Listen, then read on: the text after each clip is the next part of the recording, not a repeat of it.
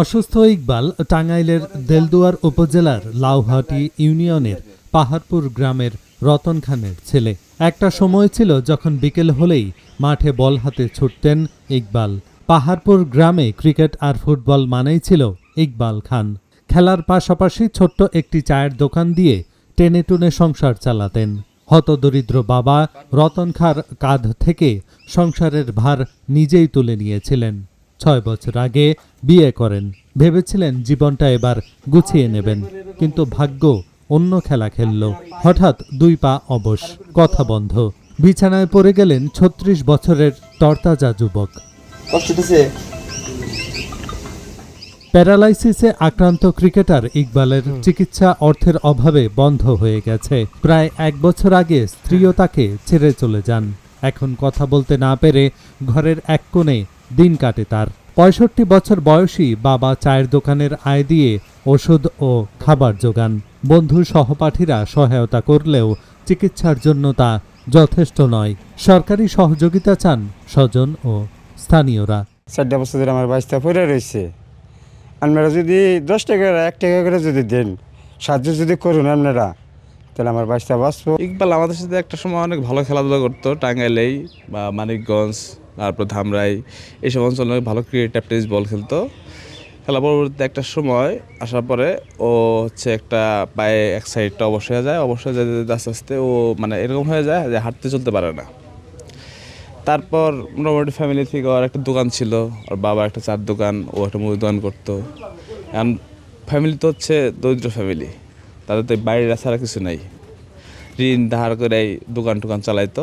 সরকারের কাছে একটা আবেদন ইকবাল একটা ভালো একটা চিকিৎসা হোক। সরকার থেকে কোনো একটা অনুদান যদি পায় বা কোনো কিছু যদি হয়, তাহলে ফ্যামিলিটার বেঁচে যাবে। ওরে পুইরা গেছে একদম।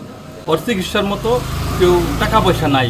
ওর বাপে চার দোকানদারি করে খায়, খুব অসহায় ফ্যামিলি। ও সমস্যাটা ছিল 2 বছর 2.5 বছর আগে। প্রথমে তো এক হাত আর এক পা অবশ হয়ে যায়, প্যারালাইসিস মতো। তারপর থেকে ওর ভাই নেই, একটা বোন আছে। ওর আব্বা এবং মা দুজনে কঠোর পরিশ্রম করে ওর দোকান ছিল, মুদির দোকান, প্রায় 8-9 লাখ টাকার মাল ছিল, সব বিক্রি করে চিকিৎসা করেছে। কিন্তু প্রপার চিকিৎসা করাতে পারেনি তখন। বাংলাদেশি ডাক্তাররা বলছে যে বাংলাদেশে ওইরকম প্রপার চিকিৎসা নাই, ইন্ডিয়া যেতে হবে। তো ওই যে যখন যাইতে পারে নাই, তখন ওর চিকিৎসাটা পরিপূর্ণ না হওয়াতে ওর পুরা শরীর অবশ হয়ে যায়। ছেলেটা পাহাড়পুর সরকারি স্কুলেরই ছাত্র এবং খুব মেধাবী আর বিনয়ী ছিল। তার পারিবারিক অবস্থা ভালো নয়। সমাজের বিত্তবান ব্যক্তি ও সরকারকে তার পাশে দাঁড়ানোর অনুরোধ করেন সহকারী শিক্ষক। বেশ কয়েক বছর হয়ে গেল সে প্যারালাইজড হয়ে তার হাত পা অচল এবং প্রায় কথা বলতেই পারে না বললে চলে। এখন সে যে চিকিৎসা করবে তার সুস্থতার জন্য পারিবারিক অবস্থা খুব একটা ভালো না। তার পারিবারিক অবস্থায় তার চিকিৎসা ব্যয় বহন করার মতো সমর্থ নাই। তার পরিবার তার চিকিৎসা ব্যয় বহন করতে অক্ষম। তাই যদি আমি সরকারের কাছে দৃষ্টি আকর্ষণ করছি, সরকার যদি অন্ততপক্ষে এই ইকবালের দিকে দৃষ্টিপাত করে, তাহলে তার ভবিষ্যৎটা হয়তো বা বেঁচে যেতে পারে। ছেলের চিকিৎসা করতে করতে এখন নিঃস্ব। থাকার একমাত্র বসতভিটা ছাড়া আর কিছুই নেই। ঋণ করে সংসার চলছে। চোখের সামনে ছেলেটা কষ্ট পাচ্ছে, কিন্তু টাকার অভাবে কিছু করতে পারছেন না, বললেন ইকবালের মা ও বাবা। ছেলে তো আগে ফুটবল খেলাইতো, জায়গায় জায়গায় হায়ারে গেত খেলাইতে।